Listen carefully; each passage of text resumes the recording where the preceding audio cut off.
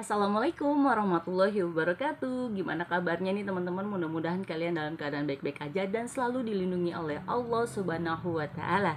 Di video kali ini aku akan membalas dari komenannya salah satu teman kita yang di luar sana yang menuliskan kalau aku sudah salawat tapi belum ada hasilnya. Masya Allah.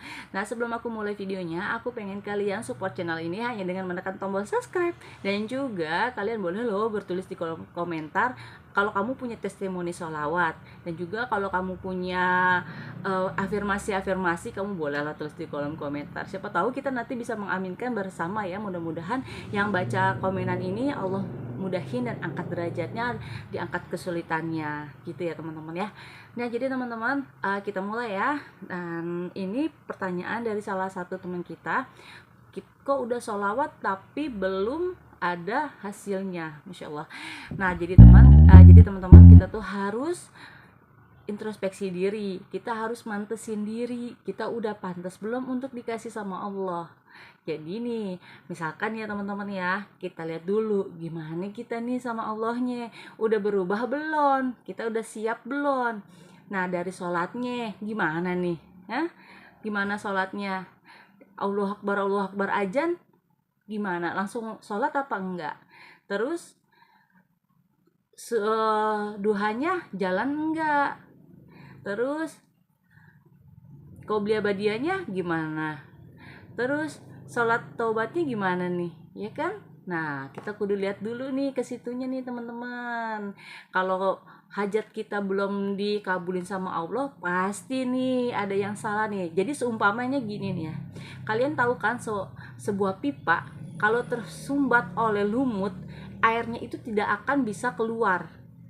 Padahal lumut itu kecil dan kecil banget dan halus, tapi dia bisa menutup air yang nggak bisa dilaluin oleh air. Dia tuh tersumbat oleh lumut. Jadi pipa itu tersumbat oleh lumut, jadi tidak akan bisa keluar air.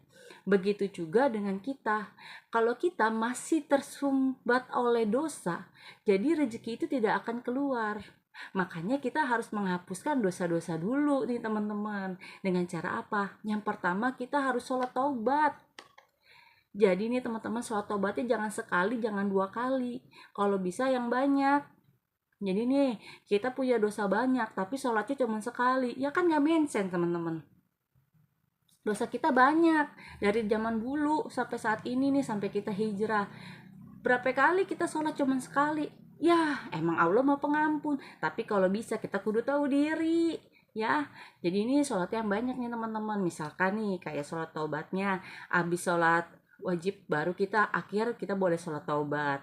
Semakin banyak semakin bagus, karena semakin kita bersih, jadi keajaiban itu semakin cepat datangnya nih teman-teman. Nah, yang kedua, jangan lupa ya sholat di awal waktu. Jadi ketika azan berkumandang, kalian harus bergegas untuk sholat. Jalanin ya wajibnya, hidupin sunahnya. Jangan lupa kamu harus dibiasakan untuk sholat duha dan tahajudnya.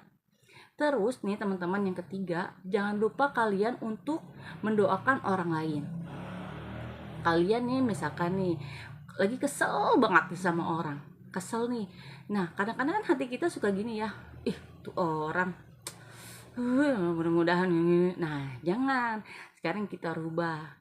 Ya Allah, kita doain nih dia nih, ya Allah kasih rezekinya dia, sehatin badannya gitu.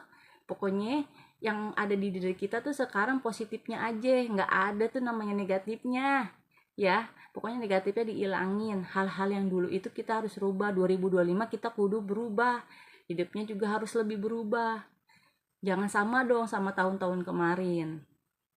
Terus selanjutnya yang keempat, membaca Al-Quran.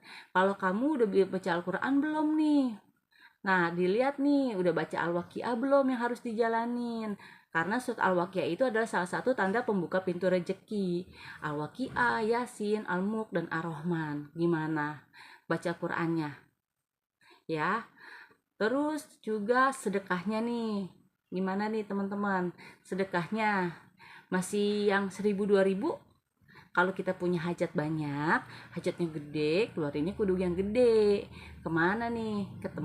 Ke rumah anak yatim. Itu jauh lebih bagus banget loh teman-teman.